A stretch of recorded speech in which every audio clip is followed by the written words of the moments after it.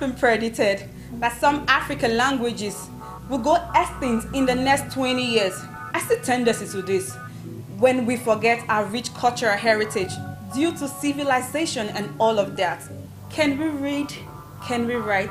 Can we even speak fluently in our local languages and dialects? This is TVD, Traditional Visual Doc, as I, Amune Emmanuel Atemisan, brings you the beauty of cultural values. So, today's spotlight is on Ishakiri national ethnicity. The Ishakiri national ethnicity is one of the minorities in Nigeria, with a population of about 900 to 1 million, as a 2006 census report. This ethnicity is found within the geographical location of Delta, and it's known for its riches in crude and other natural resources. And like we all know, every culture has its kingdom.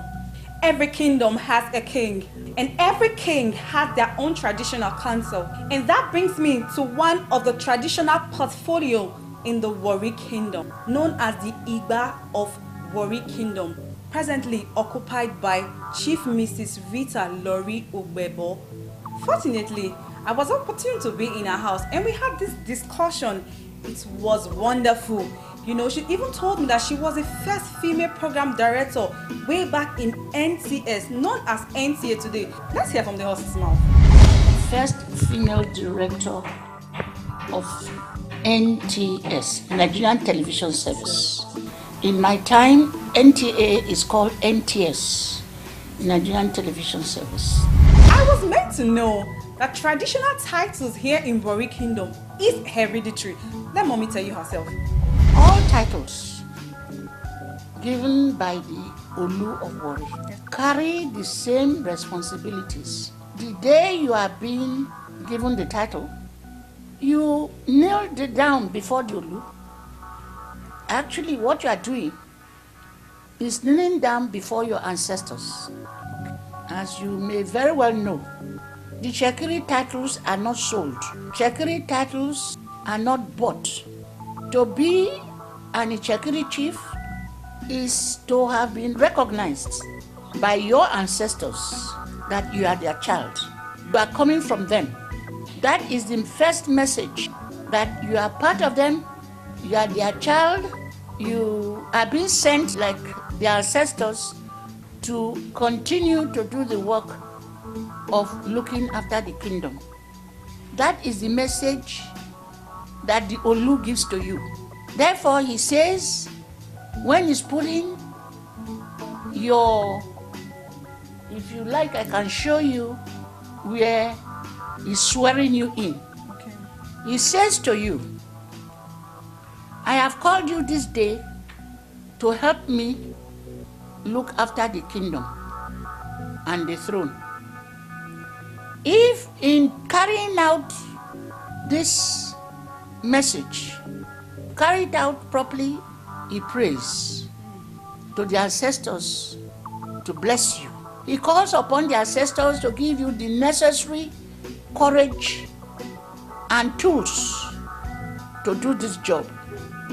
If on the other hand, he now reverses, he tells you, if you come and you do otherwise to bring down the throne, then he will also pray for you. That prayer now, he tells you what will happen. You can call it a curse, but it is prayer. That is the message of the Olu and the Shekiri people to the child of the kingdom who is called upon to help look after the kingdom. Like any other thing, that is not easy. People fall prey. They come in and they forget that message. And some do it right, some do it the other way. But whichever way you take it, is left to you. One day you don't buy the titles of the Warri Kingdom. Well, the Olu himself are the protectors of the kingdom. They are the emperors and empresses of the kingdom. That whatever comes, they will rather die. Can you imagine that the Ishakiri kingdom is over 600 years before the amalgamation of Nigeria, and the late Olu was part of the process. Let's hear from Mommy's mouth. The Ishakiri kingdom has been there for over 600 years. It existed before this country. As you will know, the Olu of Warris was one of those who signed the amalgamation of this country. And now, this reminds me when I was a child, I would sit close to my mom. She would tell me beautiful and lovely stories. Let's discuss with Mommy as she tells us the history of Warri Kingdom. He's a son of the Benin monarch. At that time, he was a senior son who was sent because all those areas belonged to the Benin Empire. So he was sent with the sons of the chiefs who will become chiefs when it's time for him to rule. So he was sent out to the empire along the riverine areas. And he was given the title Ogiame, King of the Sea, to go and rule over the sea. That is, Ogiame is a Benin word. Ogi is king. Ame is water, king of the sea.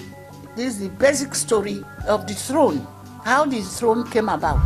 And she went further, telling us the difference of chieftaincies. The name and title of your ancestors, like I am Igba of Warri, is a different matter. Whatever you do against the kingdom, you do it against them. That's the difference. Having the titles of your ancestors and the ordinary title which the Olu will give you as a friend of the kingdom. A Warri chief is not supposed to eat out. You cannot eat out, you cannot drink out. There are some of us who keep to the rules. Okay. We do not change. I don't go out and say, I'll go to a party, I come and drink or eat. There are some of us who adhere to these rules because they are made for definite reasons. It's for discipline and examples, denials of yourself in the face of drinks and food enjoyment. You deny yourself. That is something that some chiefs may look here and there and take a drink. That can change. But the Olu himself cannot change. The throne cannot change. There are certain things about the throne that nobody can change it. Not the Olu himself. Because it will not be acceptable by the people. Chatting with Mommy has been very educative. She went on telling us her motives and drive, how she has fought for the Ishakiri kingdom and even the nation at large. What propels me, or what you think propels me to fight for the Ishakiri people? If you look at me and my history, the same thing propels me to come out and fight for this country. I've often fought for this country. When something is wrong, I say so. When it's right, I say so. It is the same. But the intensity may be more because I'm close to these bad actions of people who are close to me. So if I cannot fight my own people, I have no right whatsoever to go outside and fight. That's why when Uduan was there, he's my son. But I fought him more than anybody else because he's my son. Yes. And whatever he does reflects on the Shekiri society. So I fought him. I'm harder on my people, and if I'm harder on them, then I should make sure that what belongs to them is given to them.